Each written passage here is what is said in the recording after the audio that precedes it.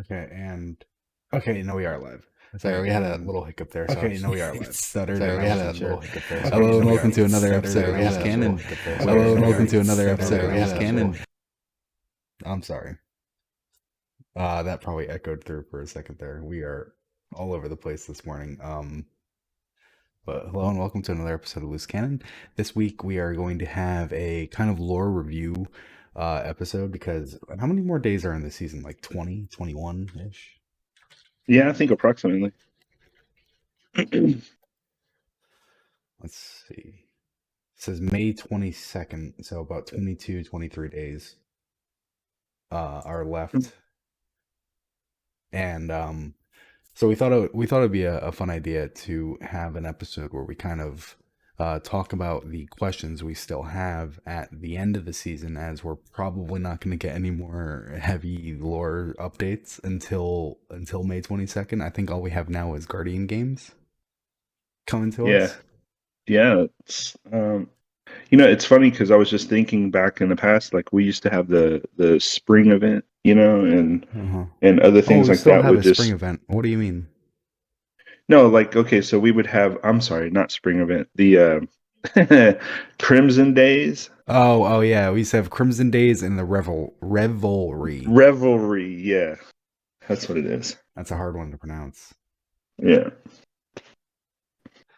But I yeah, don't have that. actually, I'm pretty sure the title for Guardian games, or maybe the title for doing all four seasonal, not seasonal, well, actually, yeah, seasonal, a seasonal holiday events. I think it's called like Reveler or something like that. I think it's Oh, so it's funny interesting. how they're like kind of bringing it back to that, but they're never going to bring Crimson Days back, which is kind of a bummer. I really liked Crimson Days. Yeah, I did too. It was a lot of fun getting that buff when your Yeah, it was teammate an dies. interesting Yeah, Crucible mode. It's like I'm not much of a PvP player, but I can understand that most of the players are wanting something new. And I mean, I don't know, maybe they wouldn't want Crimson Days, but I thought it was at least interesting. yeah. I mean, okay, so just leave it. Yeah, Leave give it the in the doubles play rotation. mode if you don't want to give Crimson Days, like have it rotating. Yeah. I mean, we Yeah, get mayhem all the time. And or what's the one with the scorch cannons? Scorch. Scorched. It's Yeah. Mayhem, Rift, Scorched, and Momentum Control. I think it is. Those are the four Yeah. that rotate. So we have those four. So Yeah. you're saying this add a fifth one and Mhm. make it the doubles mode. Right. I don't know I if like people would that. like that. No, let's do it. Just get rid of Gambit and we'll put that in there. People are really liking Gambit this season, so I don't think that would be the case. But in any case, so we wanted to do that this season, and we want to continue to do this in seasons to come. So like next season, the season of the deep, around this time, we're gonna want to do another one of these, and we were talking about it. We think it'd be fun to invite some of our like fellow lore nerds in the community to come on so that we can get more what questions do they have? Oh my god. This green screen is not liking anything about what I'm wearing today.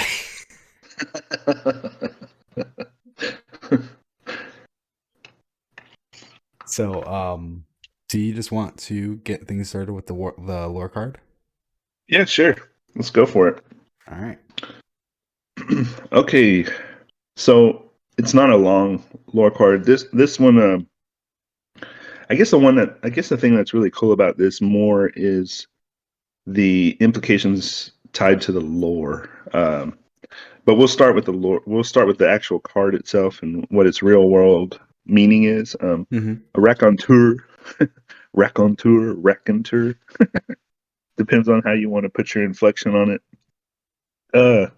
It's like an old word, and we started using it a lot more nowadays than like over history. There are these cool graphs if you ever want to look at terminology and words and like word origins. Um, there are some pretty cool graphs which will tell you or show you usage over decades and as the years go by, as far as like literary works and popular works of art and stuff like that. But raconteur seems to have popped up more recently within the last 10 years or so um, in its usage. The cool thing about raconteur is it, it it's French, but it means to relate or to tell a story. Um, the cool thing about it is it means, or what the definition plainly is, there are skilled storytellers who can captivate audiences, weave words together to create vivid scenes, and bring life to a range of characters and situations. One of the neat things is the flavor text on this particular weapon. It's a bow, and the flavor text says, "Who doesn't like to spin a good yarn?" And you know, you think, what does that mean? Well, spin yarn can mean to tell a lie, or it can mean to tell a long, drawn out, embellished story.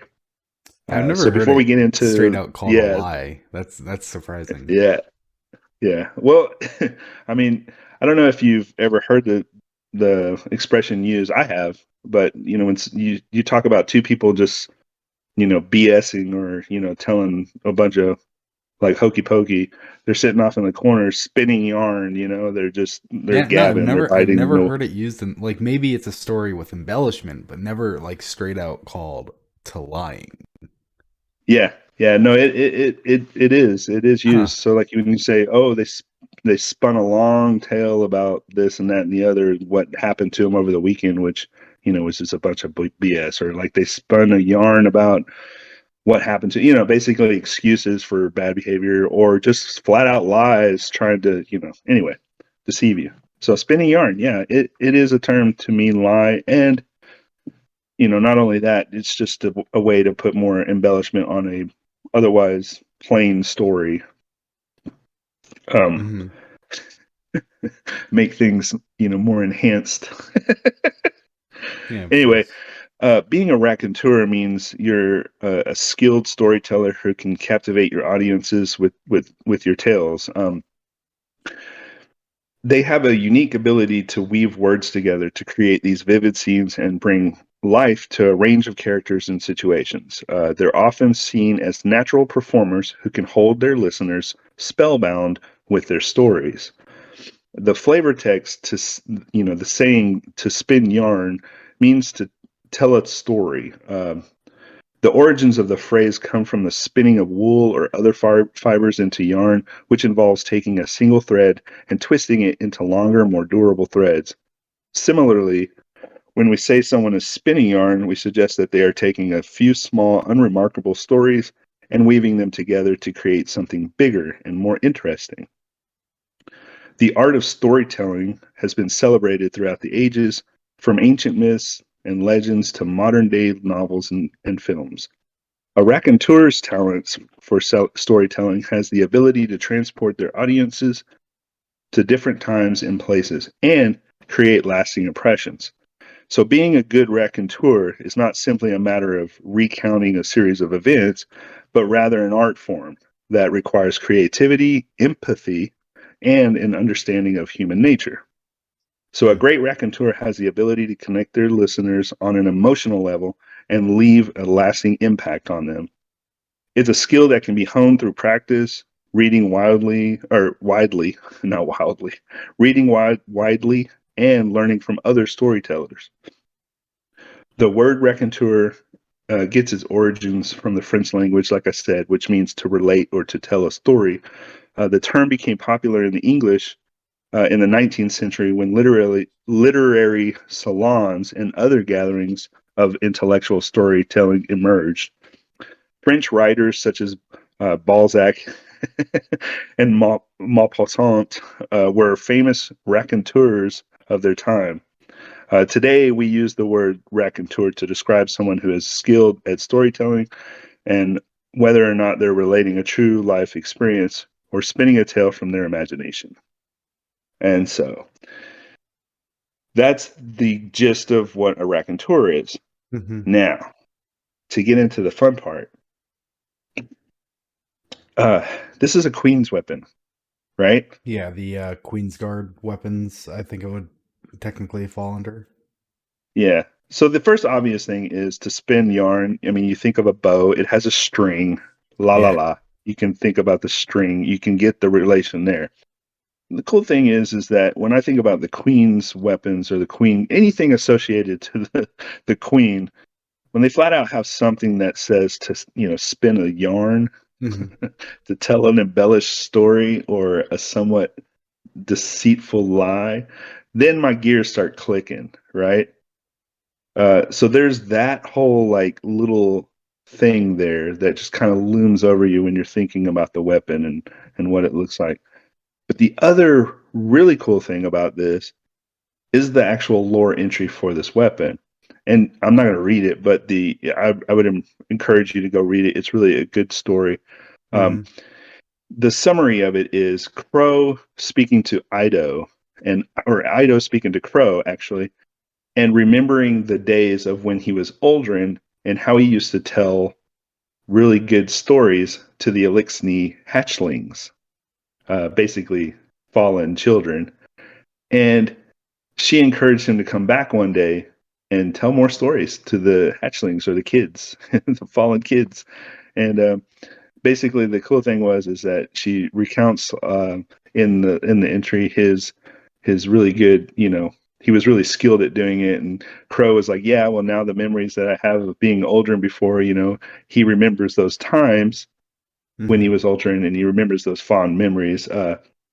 But then like at the end of the lore entry, she's like, you should come back one day if you can. Basically, it's like if you remember us well or whatever. And he's like, how could I forget? Yeah. So uh, it's kind of funny because there's like a dual thing to unpack with Crow and Aldrin. The fact that he knows he was Aldrin, and so there are some good memories that are tied to the Fallen, but then there's also some bad memories, right? Just being Crow and knowing his past and how he helped bring up a bunch of Fallen uh, under his wing, and yada yada yada. But Yeah. it is neat. It's a neat little thing because Ido, thinks of him like in the midst, even though all of the bad things that have happened, all the bad blood, all that stuff, you think about Spider ruling over Aldrin or the Crow.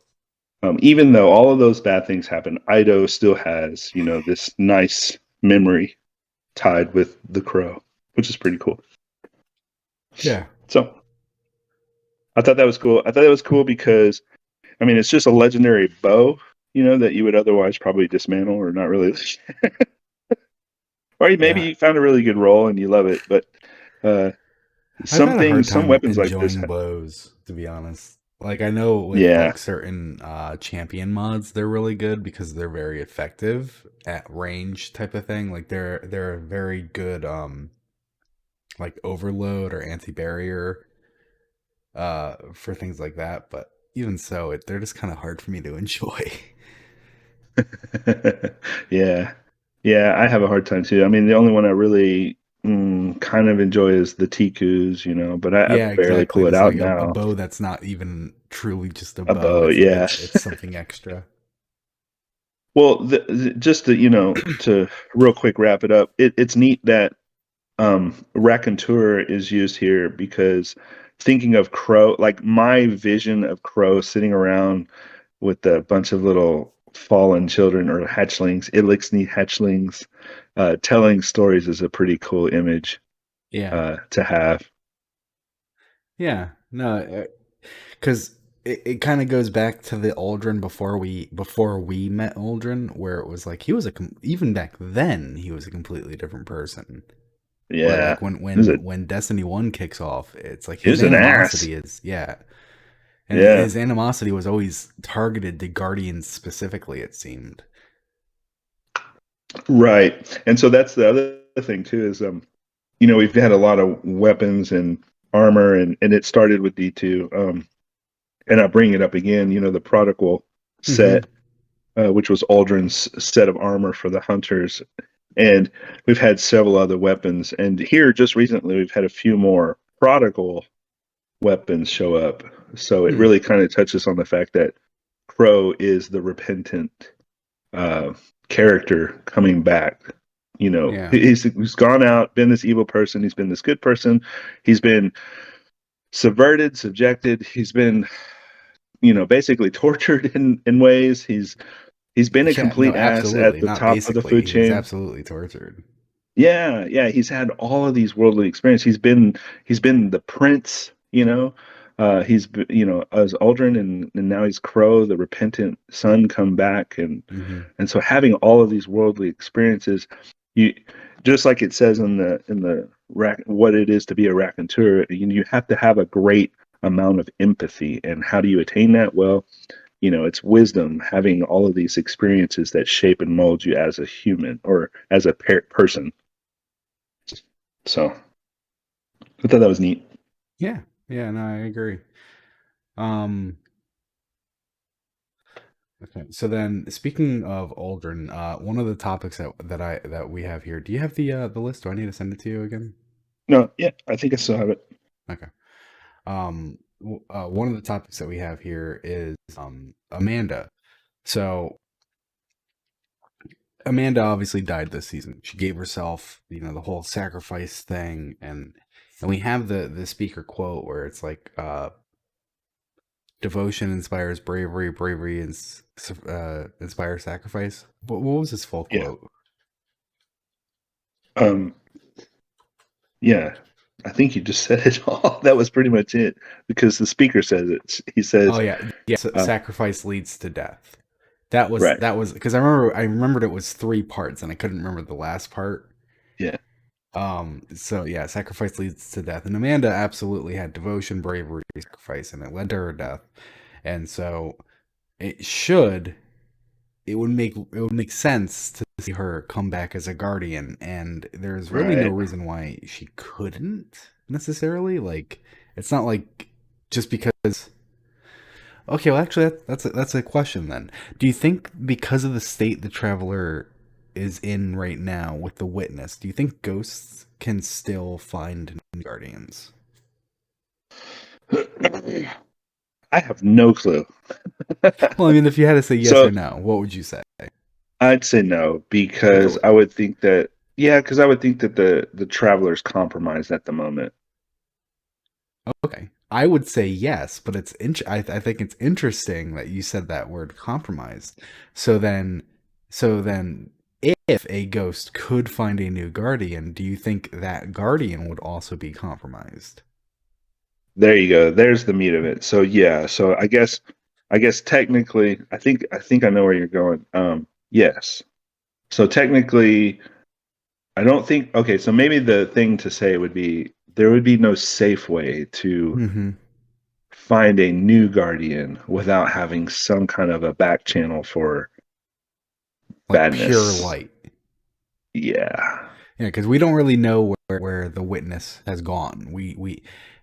I know it seemed like it went inside the traveler. I've seen people say that it wasn't actually physically inside the traveler, like that triangle portal thing wasn't actually on the traveler. It was just in front of, Right. which maybe it was just in front of, and I saw it wrong. I don't know.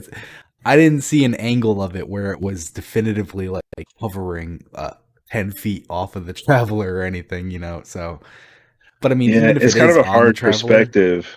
yeah, Yeah. It's a hard perspective because it's like in front and you can't really see like the yeah. side profile. But But even if I it's wouldn't on the imagine it would be. traveler, it doesn't mean it's going inside. It could be just using the traveler as like a power source to use. Yeah, that's true.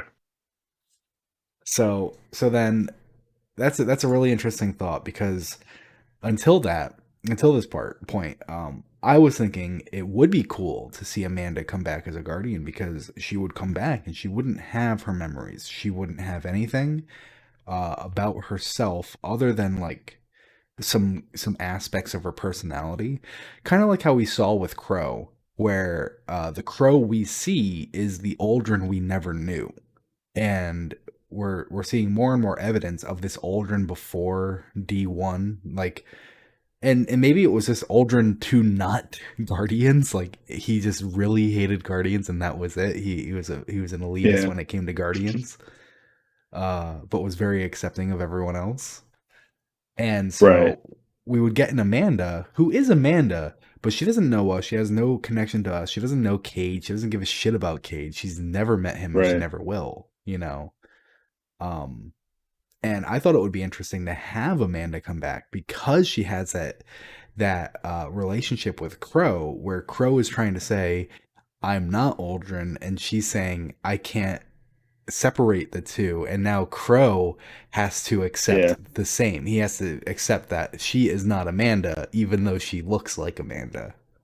Yeah. That's a pretty tangled up soap opera type of Yeah. drama right there. It would make for a really good like background story, like the real Yeah. fight and everything. And it's just like there's like turmoil at home where there's this newly risen guardian who doesn't yet have a name, and Yeah. Crow trying to be like, "You're Amanda," and her going, "I'm not Amanda." And then, Right. you know, Crow is basically like being a hypocrite in that sense, because if he gets to go, "You're still Amanda," but you don't get to go, "I'm still Aldrin," you know? Yeah. Well, hey, listen. So, like, you think about how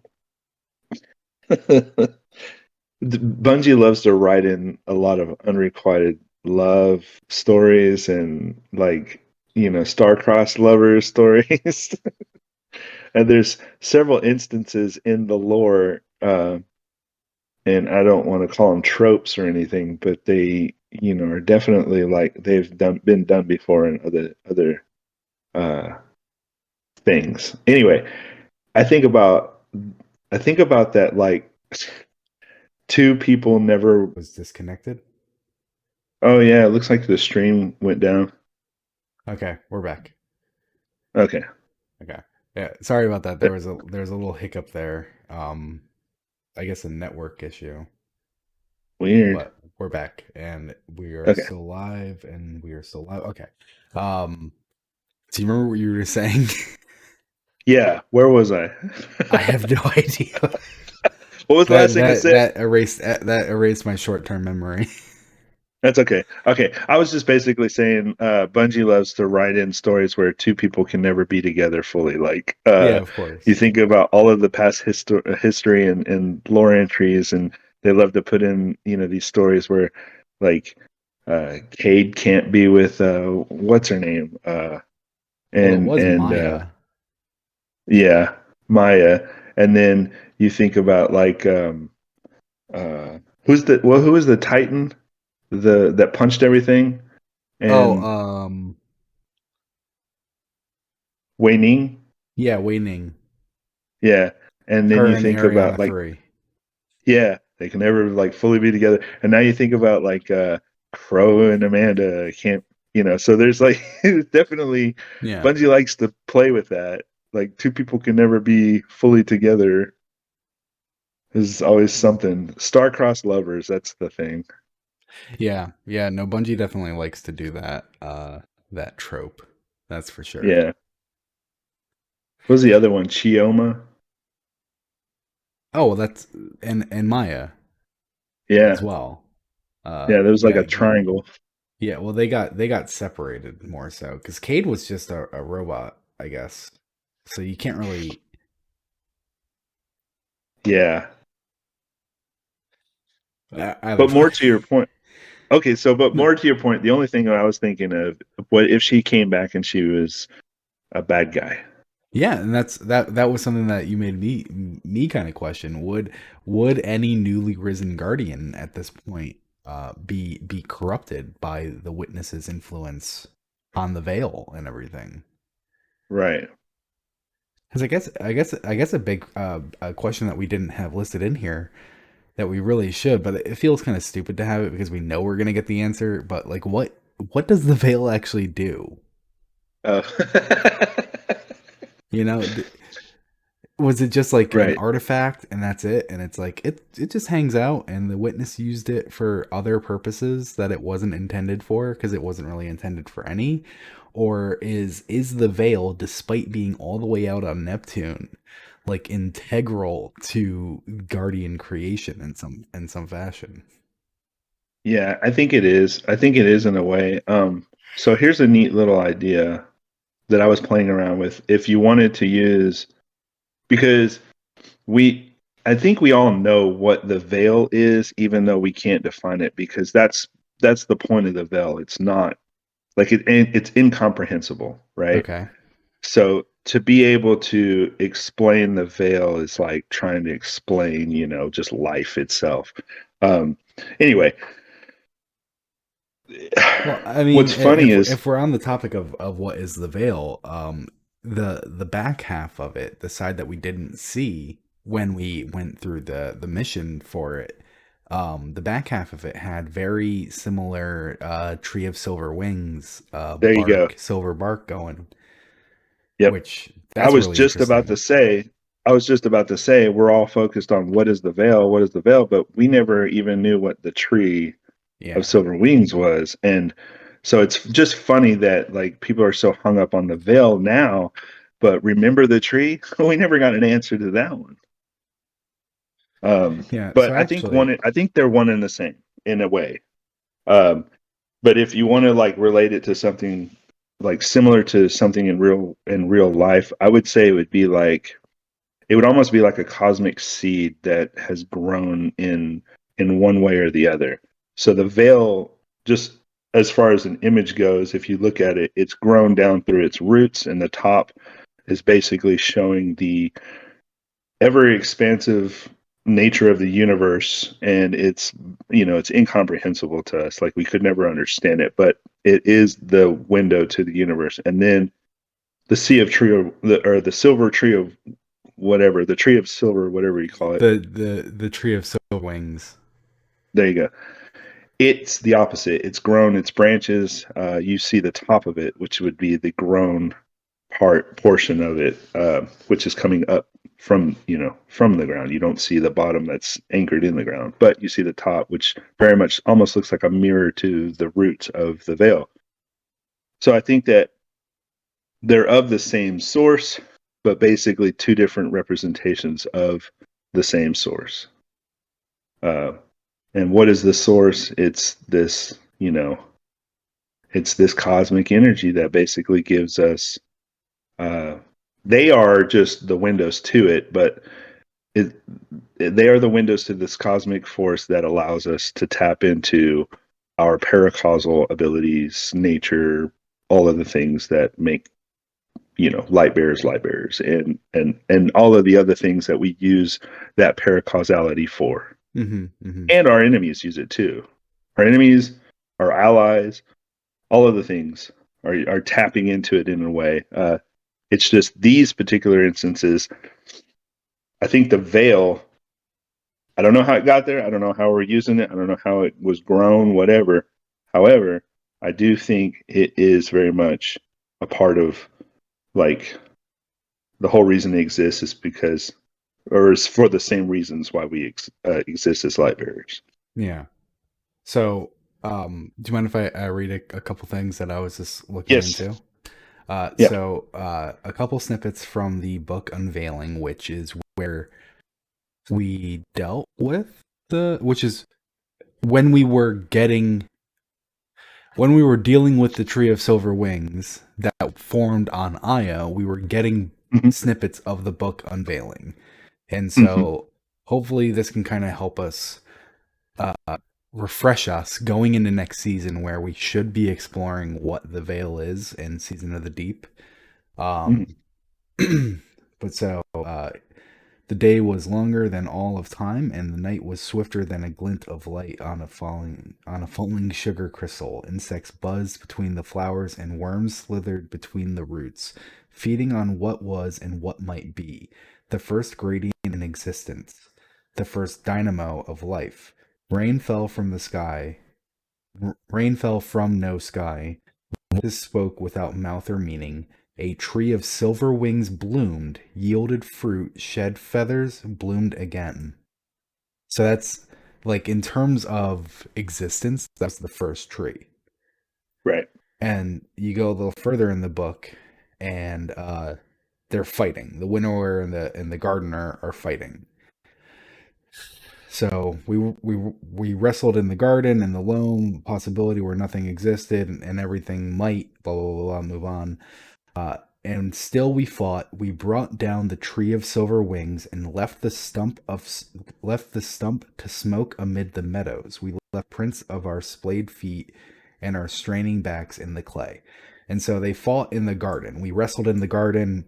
We brought down the tree of silver wings, right? Yeah. And then we go to the MK44 stand-asides. The tree in the garden with silver wings. That's like the very first word they say. Uh, Yeah. the air around it is oppressive and inspires violence in those who even breathe a little in. Shards of disastrous bark from it, bark peel from it and litter the ground, and nothing grows in its shadow. They're just like talking about how destructive it is. Every leaf forged in the instruments of ruin. The gardener is hard to bother. She is constantly amid her weeds, kneeling in the tangent dust, gloves covered in a mix of distant soils and metallic saps. She is listening to music of insects in the midst of flowers and unguent as it begins to drip from the ferns with the slight scratch of the worm beneath and not to you. So here's another thing to keep in mind: the worm beneath and not to you, and certainly not for your cries of help. Yeah. Um, and then we go into Season of Arrivals during Shadowkeep, where we were getting the unveiling lore book. The artifact that season was a seed of silver wings, and Yeah. so in here we have a paragraph. There is a second tree, obviously. It has grown, and from it, the guardian has taken a seed that we intend to use to study. With the tree's parent felled in the Black Garden, this may be a rarely given opportunity. So, the first and original only tree was destroyed by the gardener and the winnower, and what became the Black Garden as like existence was forming. So, the Black Garden is like kind of like a precursor to existence, Oh, right? that's a good one. Yes. And so somehow another tree grew. The second of knowledge, there might be others elsewhere, but this is the second of knowledge. It grew on Io, and we were able to get a seed from it. What happened to that seed, I have no fucking idea. Well, remember we got the seed. Okay, so this was backing up real quick. Remember when we went to Io? First, we went to Mercury and got that seed, and then brought it to Io and planted it because it was tied to the Vex in the story, in the gameplay. I remember going to Mercury. It's so hard to remember. It's been so many seasons with like so much Yeah. content in between Well, it them. was a Like, time thing, so we ripped it from because some it time was in the thing. Yeah. sundial. Yes, we ripped it from some time thing in the sundial, brought it to because remember there were the sisters, the Scion sisters that were trying to Yeah. rewrite time for them. So yeah, so that happened, and then after that we defeated them. We were able to take that seed. We went to Io. We planted it. Tree of Silver Rings. We got a new ability, and then or something like that. Well, the rivals went into Beyond Light where we got stasis. We didn't get the new ability from the Tree of Silver Yeah, Wings. you're right. Um, I don't know. Do you think it's the same? I feel like they've had various different seeds because the seed that you're talking about is a seed that Osiris got from a pyramid. Oh, well, I mean, if he got it from a fucking pyramid ship. Yep. There you Um, go. that was Well, from all of this. Immolent Part 1. If anyone's interested in that, it's I just scrolled past it. I had it highlighted. Horticulture. A siren has long wept over Io, mourning the death of a once lively world. The life left sleeping lay deep in the cradle, awaiting the wish to awaken the grove. On wings of flame and golden skein, the phoenix settled to deliver. Buried deep, the flaming beak is seed to blossom and draw watchers hither. There it is. Yep. Good old Osiris. And then I think it says that he got something in this. I don't want to spend too much just looking into this, looking for where he finds the item. Right. but there was like a few scattered pieces of lore where it was like you found this item in like way out past the system in like a dark ship, maybe not a pyramid ship, but just like somewhere that you should not go, and he kind of came out of it with this item. Yeah. And Yeah. yeah. Yeah. I remember that he had to venture out into just like basically just complete darkness. So then That was a long lore. Why doesn't Bungie do those anymore? Those were cool. Those yeah, they used to do what were them they like every called? season. Oh man, those are awesome. Just long, drawn out lore entries, basically. Yeah, Bungie called them web lore. Ishtar There it is. categorizes them under records because it's Yeah. just it fills other categories as well. Yeah. Can I bring something up real quick? Because this is all anytime like this is the thing that always my mind always goes to anytime we talk about seeds or the tree or now the veil. And when we talk about the seeds, I always go back to D1 Hmm. on the ghost fragments abilities. Um, so real quick, this is from Lord Saladin's induction speech, and I Oh yeah, yeah, yeah. love. There's this one particular paragraph in here that I love, and I've always loved it. The early grimoire was just so good, Hmm. especially back when you didn't know anything. It could read for a lot of things. Anyway, so real quick, nothing is born strong. I know I began weak, the same as you. I don't care if you're an exo staring at that number and wondering where you came from, or a human hungry to understand the ancient world that left you for dead, or an awoken, reborn in the very essence of what your people hide from. Together, we are the pointed end of a long stick of happenstance. Change one ripple in an ancient ocean, and we would never have been granted the light within us, or the good ghosts that want to help us. Humble origins. Every world begins as a big pebble, lost among trillions of pebbles. Every worthy sun was once cold hydrogen spread thin across the vacuum.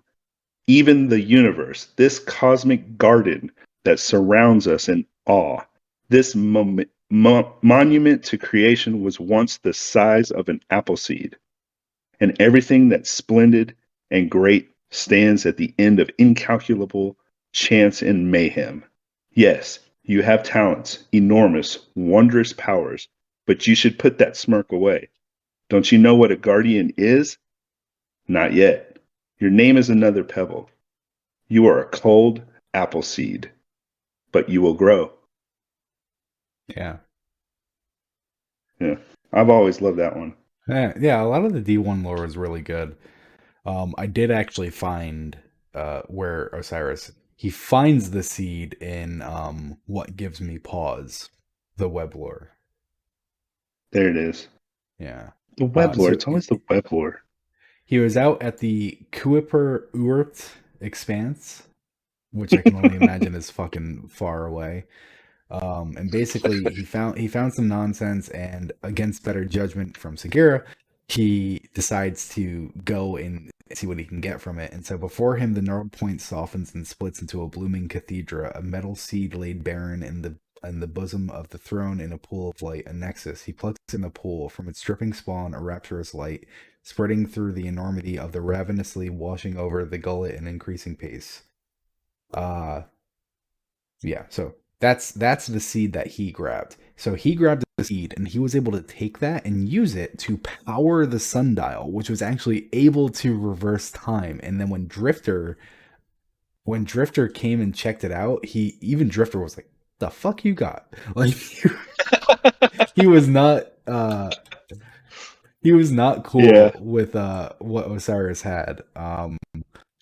Sundial, maybe I can find it. The sundial. The fuck you got? Yeah, did you look back? Fire ear up against it. Yeah, so that comes from another web lore called the Sundial. This is where all the best shit is. Um, Yeah. So he goes, the drifter came into view from behind one of the sundial auxiliary pylons, pointing and jabbing a finger at Osiris's machine. Segura narrowed her eye at the rogue light bearer and lowered herself to Osiris' shoulder. Why is he here? She asked quietly. I asked him to consult on the engineering work, Osiris replied, crossing his arms. You sicko, the other man declared, walking a circle around the warlock, his eyes darting along every surface of the sundial around them. As the drifter rapped his knuckles on the north pylon, he mumbled, Ghost, do the numbers. An armored ghost with a red eye unfolded out a transmat and began a scan pattern for each sundial's pattern spire. Drifter walked into the central spire and put his ear up against it. This core, he said, leaning close, his eyes darted back to Osiris. It's whispering. Osiris's expression didn't change. His arms didn't uncross. We'll seal the core away. I understand the ramifications. Good luck keeping that contained. Not something I would bargain with, Hotshot. Drifter stood up and beckoned his ghost with two fingers. It floated earthward and unleashed a holographic array of statistics along the sundial deck. Oh, he's even Drifter's like, I wouldn't fucking touch that. Like, Right. I currently have a creature that suppresses light just ambiently on my ship, and I would not touch what Osiris is using. And Yeah. so here's the real kicker. In Witch Queen, when Mars returned, there were time anomalies. Do you think time is like a thing that dark kind of holds? Because that's what stasis was supposed to be, remember? Yeah. And remember we talked about this, like you had this theory that what if like we got an ability that was rooted in time, like time manipulation, because we had like even the stranger's rifle now has the orb that Yeah. comes from another place in time. Yeah. Um, yeah, which is cool. I like the idea of that. Well, so I guess to back up to your earlier when we started this, you know, rabbit hole, Mm-hmm. when How you did were we talking get on about the this second one? trip, huh? I don't even know how we got here. We were talking about the second tree. But we were talking So about if we, Amanda. yeah, I know that's how we got here. Like, we have So a anyway, checklist, and the only one crossed out is Amanda.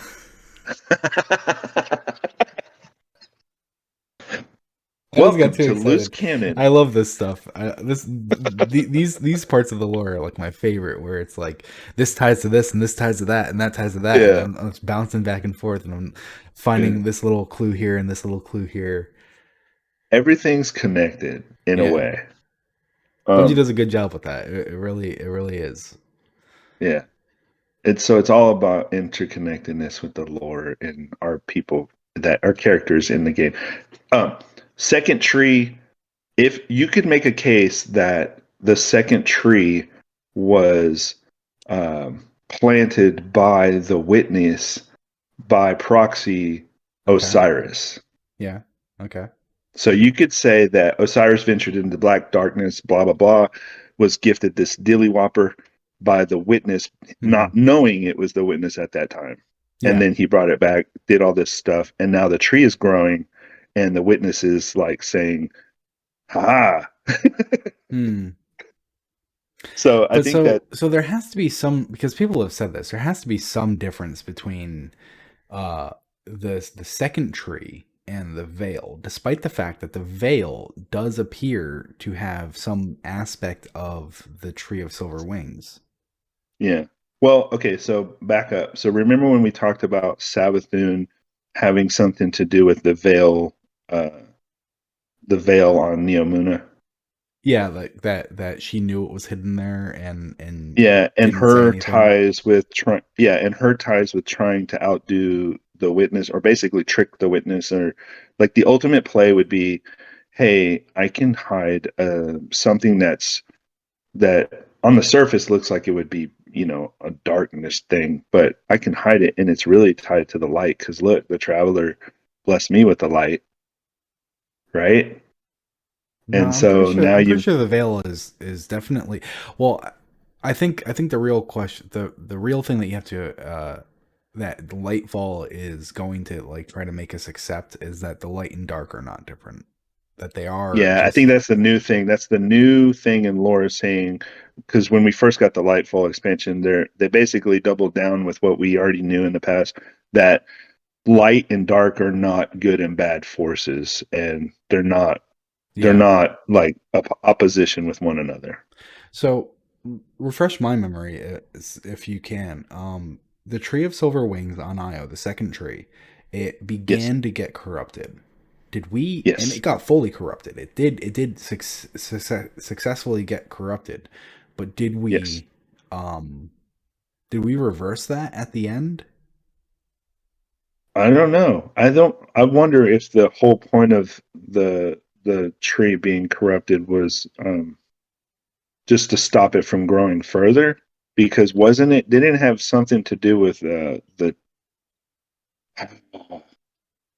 Taken at the time?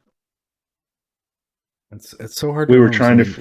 f- we were This trying to is stop the Taken from coming back or something, I can't some way. remember.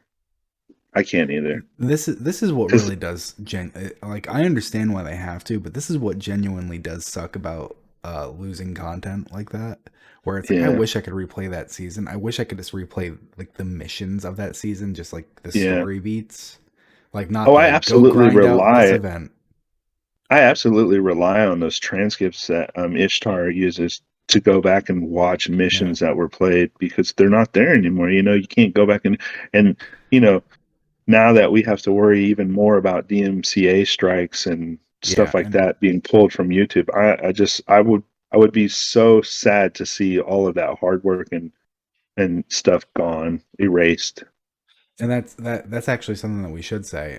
If you are listening, uh, there's a YouTube channel called Destiny Lore Vault, and I'm sure we've talked about them briefly before. They're a great resource. They collect all those missions and they transcribe them. They post the videos.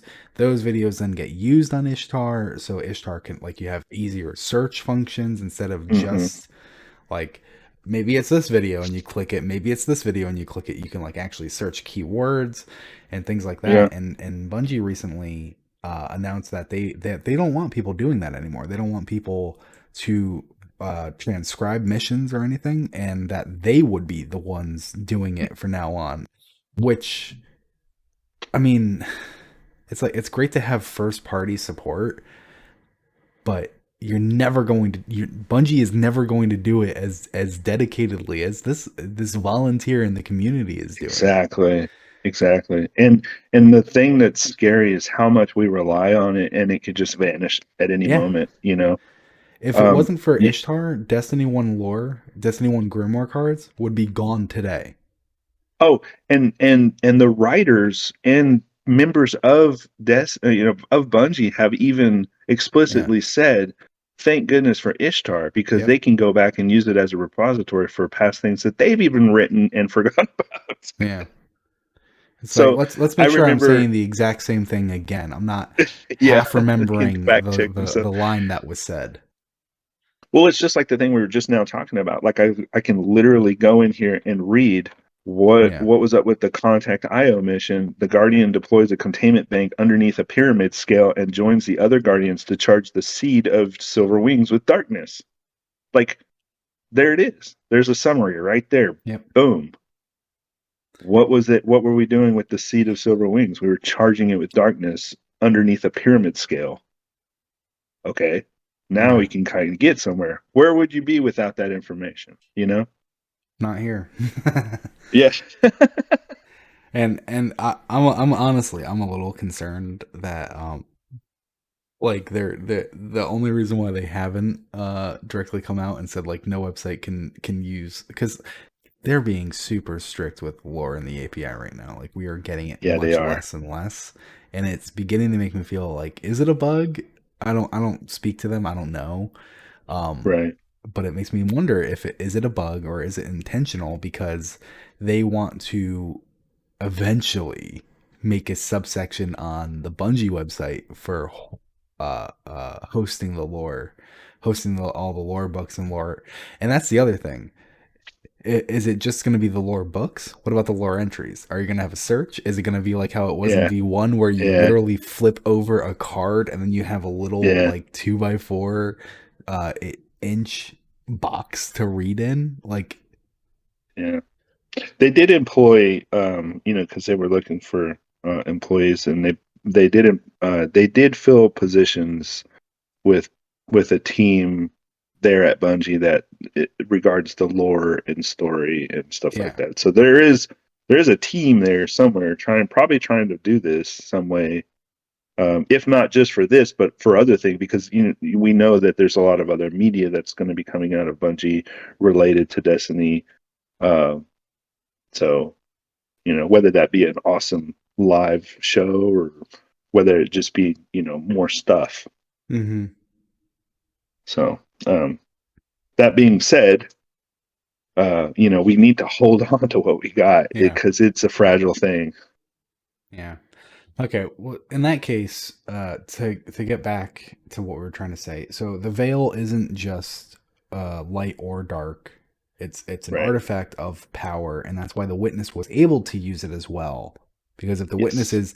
is just dark, it shouldn't be able to use a light artifact to do anything, right? Right. And so here's the thing that's cool about this, and you can make the case, and you could argue that the witness cannot directly manipulate uh, that particular thing, the veil, or like even the radial mast. When we were doing the mission to stop the radial mast, which was an antenna for the darkness, um, he you think like, okay, well, why didn't the witness just come down and go grab it and then stick it where he needs it to go, and then boom, done. Well, Mm-hmm.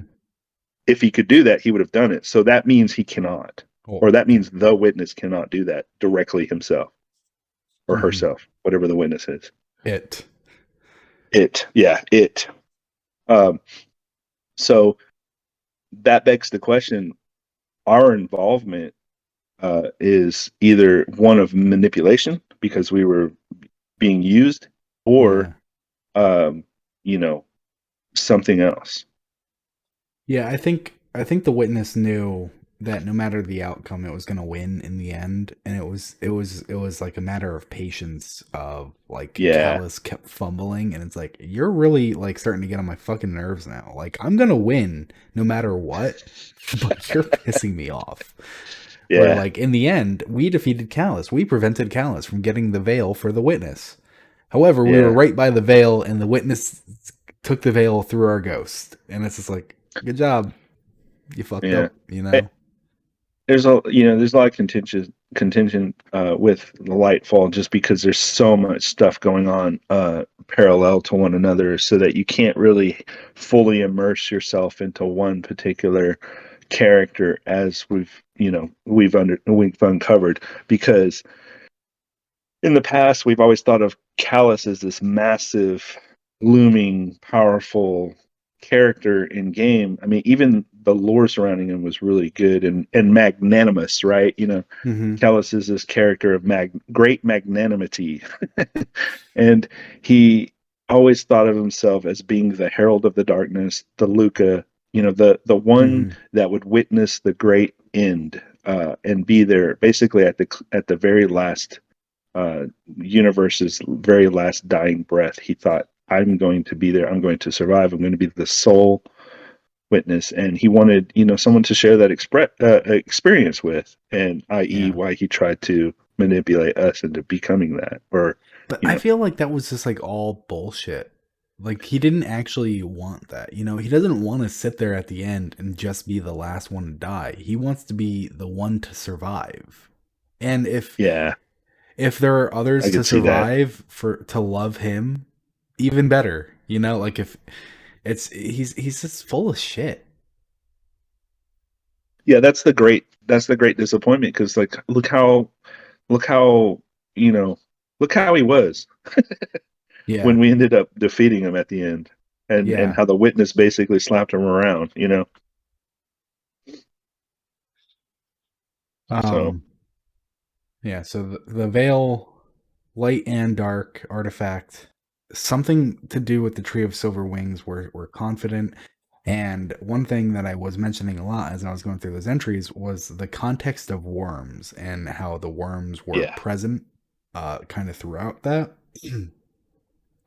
And the going theory is that next season, Season of the Deep or Season 2, depending on how you prefer to call them, Season 20, 21, 22, and that's why, is it 21 or 22 next season? I don't know anymore. And that's why I call it Season So 2. wait, 22? Yeah, because weren't we looking at This is 23 Season coming up 1, ahead? next season Season 2. Okay. It's too many damn seasons to keep track anymore. Yeah. Um, and the going theory is that we're going to be going back to Titan. There was a promo material that even before Lightfall came out, people were like, "Is that fucking Titan?" And then here's the game, and that promo shot nowhere to be seen. So it's like, okay, if they had enough of Season of the Deep done to be like, it's Season of the Deep, Right. and then not say anything more than that, like that could have been from the next season. And as everyone should remember, on Titan, there's a big fucking worm swimming in the methane ocean. Yeah. Yeah. And if that went unchecked in the Witch Queen, when we defeated Rolk, we also stopped the reproduction of worms because of this strike. So it was like a multifaceted attack. This might be how the worms kind of come back into fruition, where like I forgot what the original worm god was. The mother of the ones that we know, Oh, like right. Akka, Air, all them, the mother of them, Yeah. I forgot her name, but like her thing is done. But this one might have a deal to make with the witness to create more hive for Zivu. Hmm. And Zivu is another one of our topics, which we should really get on to other of our topics. Yes. So obviously the question is, where the hell is she? We had a whole year that made it sound like Shit. Zivu was like really coming for us in from of Witch Queen and everything, and even a little before Witch Queen, if I remember Yeah, correctly. we're the season of the hunt. Yeah, wasn't that? Yeah, all this stuff with Yeah. Zivu, she's just like Zivu, She's and underground like a trimmer worm, just spitting up roots every now and then. didn't we have another mission where we went to go kill that guy again this season? Oh, The one that I don't doesn't die, remember. and it's just like he just does not die. He just keeps coming back. No wonder enemies hate us. Yeah. I think the favorite It's thing annoying. the community loves to use the thing that Zivu is feeding herself off of the war and the battle that's happening above Mm-hmm. ground, basically, right? So like her, I think a lot of people have this idea. I don't know if it's necessarily true or not. I mean, it's a good idea, but a lot of people think that Zivu is getting powerful from our chaos that's happening amongst us. Anytime that light confronts dark, or anytime that a battle is happening, death, whatever, she's just somewhat getting some energy from that somehow. Mm-hmm. I don't know. Uh, Well, I mean, yeah, that that seems to be the case with her. That like she is feeding off of all of this, but it's like I don't know. I'm just let waiting me for ask you her this. to for her to Yeah, do let me something. ask. Let me ask you this. Okay, if Titan comes back, Yeah. would you suspect Zivu would mantle that responsibility of the worms, the Savathun's new brood that was brewing on Titan forever that we never really had anything come out of that? Do you think she could take over? I imagine if they didn't become part of the Lucent Brood, she would have to. There's some really cool stuff that happened on Titan that I was thinking back to um, way back when. Mm-hmm. One was there was an instance which had even Amanda involved, but there was a shard, a golden shard, uh, Yeah. which had to do with the Traveler, Hmm. and they were trying to take it. It stood out to me because it wasn't a regular shard. It wasn't a regular Traveler shard. It was a shard that was gold, and it had to do with the Yeah, Traveler. But anyway, I yeah, remember it was like more of a power source than anything. exactly. They were using it as a power source for we don't know why. Hmm. And we took it back to the tower, and Amanda used it. Yeah. Like she was like, "Ooh, I can make some ships fly really good with this thing," just like, Yeah. okay, great. We're not even going to explore the idea that this could be something really bad, and we're just going to play with it. And then you think about Sabathun's song, and you think about all the hiveness that was going on down there, and then that huge worm, of course. But all of that still, Titan, why was it such a great breeding ground? Think about all that flora and fauna and all of the experimentation that was happening with the people that lived on Titan, the explorers and the scientists that were there, messing with all those plants and all that cool matter that they were messing with down there. So I can't help but feel like that was great food for Hmm. the hive.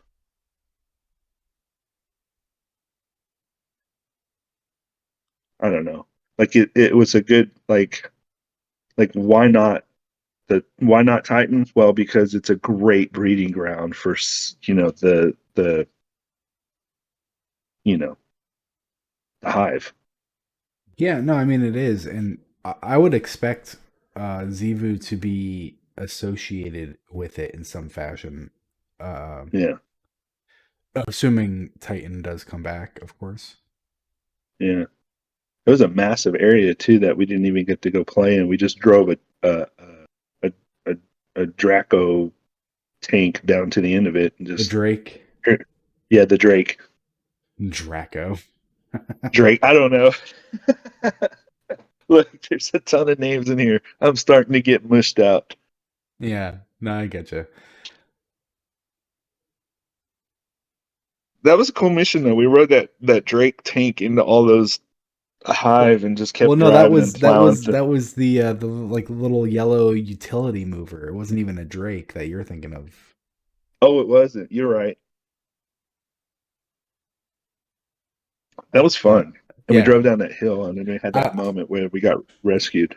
I would really like to see. I saw someone propose the theory that Zivu was turning Titan into a war moon, which I think would be awesome. If Ooh. that was like the reason we haven't really seen her is because she's been making Titan her staging ground, and now we're going to try to interrupt it before it's fully ready to launch an attack on us. And I think that would be a really exciting way to handle uh, a not and the best part about this is if they were to do something like that, you can have a kind of like joint operation. This is operation one, right? So we go to Titan, we go to interrupt Zivu. She's been turning Titan into a war moon, filling it with her hive, taking over Savathun's hive, etc. We have a dungeon on Titan in the arcology, pretty please, where we go to like take out her general, and it's like, all right, that was gonna be her general, and we take them out. And then so now Zivu's mad. Next season, she's kind of like plotting her revenge. Season 3, she's plotting her revenge. Season 4 is gonna come along, and we're gonna have dungeon number 2.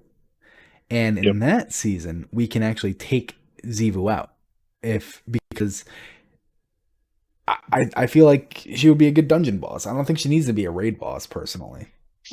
Right. Yeah, I agree with you. It would be kind of cool. I mean, at the end of it all, it's an ultimate battle with um the three hive bad guys, Savathun, Oryx, and now Zivu. Yeah. And then you would have a raid dungeon and story mission. Yeah. It just works out perfectly. Yeah, I think so. That's if they it's if they just keep it going like that. I mean, they got to stretch content out, right? You know, it's a business. You got to make things last. You can't give everybody everything all at once. But I think you did touch on something that maybe they did think that they could do more, and then they had to reel it back, right?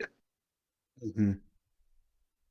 Because, and then maybe the reason why the API is on such a, hardcore lockdown is because there could very well be content that will just ruin the surprise or ruin the upcoming thing that they've had to stretch out. And so maybe that's why they're being so quiet. Or it could just be, you know, a glitch in the matrix, or it could just be, they're on something else right now and they got to continue this until the end. So Yeah, I mean, can't let them have it. based on what it sounds like, it just sounds like a lot of the API is just on the fritz. It's like it is Yeah. not working how they want it to be. They want us to have the lore by now. It's just for some reason it's not working how it's intended. Yeah. Although they did say that Season of the Deep was supposed to be a season full of surprises, which they've said a few times. This one, they seem to be doing a better job aside from the leaks that have come out that have spoiled, Yeah. uh, quote unquote spoiled. Um, yeah, it's they Bungie themselves did a good job keeping everything in. Nothing was data mined this time. It was Yeah. unfortunate that someone was shared information and that they took it. Yeah. Two So do you other think, gone. no, I was going to say, do you think Savathun did have something to do with hiding the planets that we can't go to now? Oh yeah, that was something that she said that she had control over them, right? Yeah, That's control that's over it. a that's a I don't know. There was a number of lore entries that made it sound like Savathun wasn't as contained as we think she is. And if we are to Right. believe one of her two truths and a lie, being that she controls the remaining missing planets, Titan, Io, and Mercury, if we are to believe that, then she can come out and reveal that she has not been detained and she has not done anything wrong, and she's bringing Titan back and telling us we need to go stop Zebu before her power gets too strong on Titan. Right. Like that's how the story can play out. It could be like huge fucking reveal of like, all right, now we got to work with Savathun to take out Zebu, and that's how we do it, and things like Yeah. that. It's Um, cool to me. yeah. We have two other entries here on our list, and I don't think we'll be able to get the other ones, uh, but they're kind of related. So we have the lichen and a Gregor, and so the lichen Oh was boy. specifically the rust that was growing on the crown of Sara, while the Gregor is kind of different, but Yeah. they're kind of aren't they like kind of like together? Yeah, they're one and the same. So Okay. just to just to back up real quick. So the lichen was cool because the first times we were talking about the lichen was in the season of the hunt. There was the lichen that was growing on the brassy gold ornamented weapons that had to do with Callus. Hmm. Well, had to do with, I say Callus, had to do with Keitel's battle with Callus, I guess, is what the conflict between the cabal of Keitel and Callus. Hmm.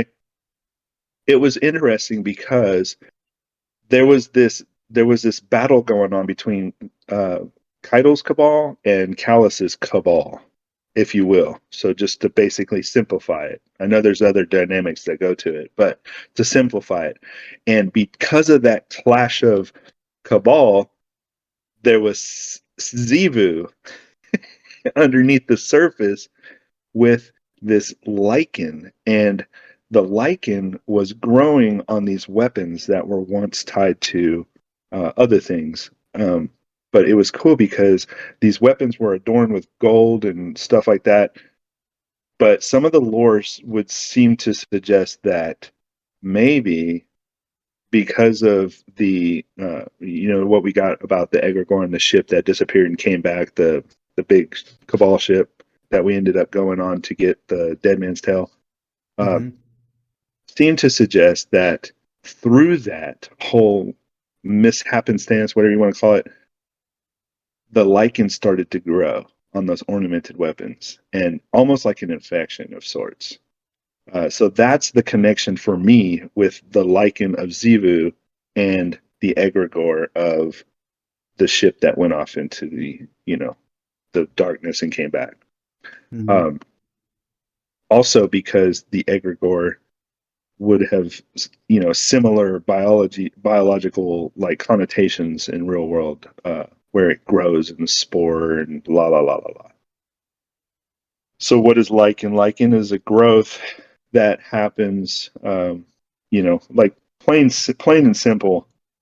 Um, if you wanted to say like lichenification or lichen, in as far as the definition goes, it's a plant-like organism that typically forms on leaf-like or branching growth on rocks and walls and trees. Hmm. Uh, so it's similar in that kind of biology, in that biological way. Yeah. Basically, it's a dead thing, like almost like a mushroom. It's a dead thing that Yeah. grows from other dead things. And so the thing I wanted to mention, Mars we got back, but it didn't really we didn't really explore much of Mars. Like I know we Yeah. had um well, actually no, I guess we did kind of explore well we re-explored a part of the Braytech that we used to have. There was no egregore growing in that area, but there Right. were more ivy whatevers. You know, Right. like where you Oh, climb up. that's yeah. I'm sorry. That's where it went. That's where it went back to was the helmet. Remember Hmm. the helmet uh, that the Savathun symbol was inside the helmet that The Kalash used to Chronosaur. put on his. Yeah, yeah. Yeah, What was the? Yeah. the lichen Sorry. grew on that helmet, despite being Yes. gold, which shouldn't be able to tarnish. Yes. There you go. Yeah. I was gonna ask, do you think if Titan returns, will we see more egregor growing there? And specifically, like, what do you think egregor is? Like, is it just uh like a manifestation of dark? Like, is it like so if the witness wants everything to die, right? Like everything is Right. dead. Is there like a special type of like fungi mold that grows from this specific type of death? And could that be a Gregor? Is that why it's there? Um. Yeah. So the egregore is like. So as far as like the spores go that fuel the egregore, if you look on the word definition for egregore, it has a lot to do with like spirit and Yeah. the other side of things. So like there's a known universe that you can physically touch and use all of your senses with, and then there's the unknown, which is like the spirit world.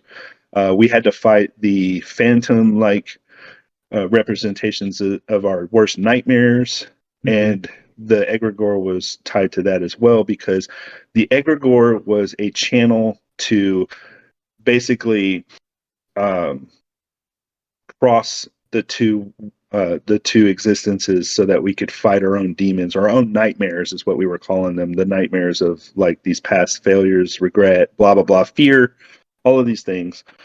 And so the egregore allowed us to channel that spirit world and confront our own demons that were becoming our nightmares that were trying to, keep us from whatever.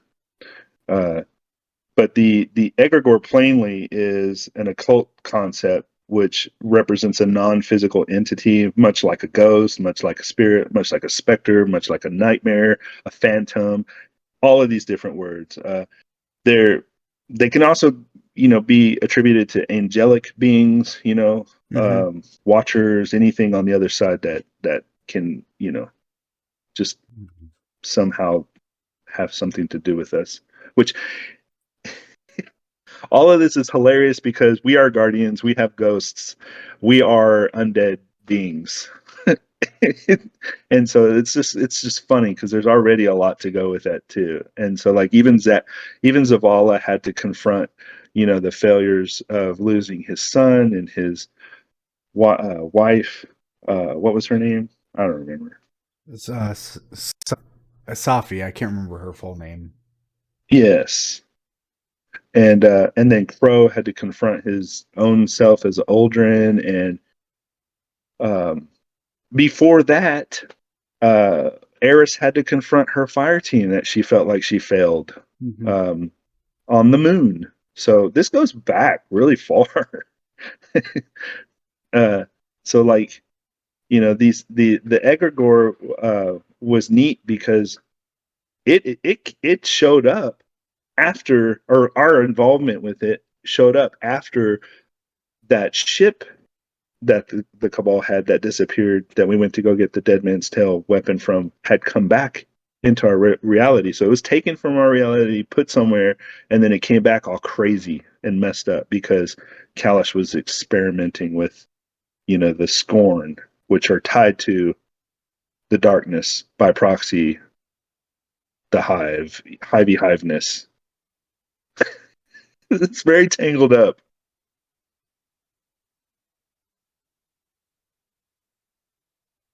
You mentioned Watchers, and I could have sworn there was in the Tree of Silver Wings there was a mention of Watchers coming to see the tree. Right. Well, the thing that bothers me is the egregore in the plant life um, is very like on just visually is very similar to what the Drifter has hanging on the back of his Yeah, and that's ship. the other thing. Yeah. He went to this place and he came back with the creature and apparently also the egregore because when we found egregore he got like called out and he's like, what, I'm not allowed to have this all of a sudden. Yeah. It's never But it was his no is it wasn't frozen. a problem for Yeah. years, all of a sudden you're mad. Yeah. Oh crap. Oh god, that's bugging me. I can't find it, but I swear I saw it. Something about like watchers came to hither or some nonsense like that. Yeah. In any case, one thing that I did notice just now as I was looking for those words, Eris does not know who planted the second tree on Io, and she's sending a message talking about the second tree to four people, three people known as the Gallant, the Mystic, and the Scribe. And so obviously the Scribe would be Asher Mir. He's the Jensen Scribe. We still don't know who the Gallant and the Mystic are. Yeah. That's interesting.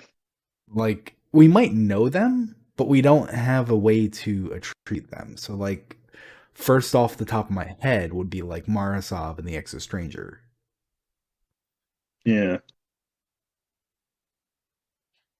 Could be because Mara would be the gallant, right? I mean, I could hear it go I could hear it go either way. Yeah. I guess you're right. Well, I think that's going to be it for our show this week. We're kind of coming up on our time.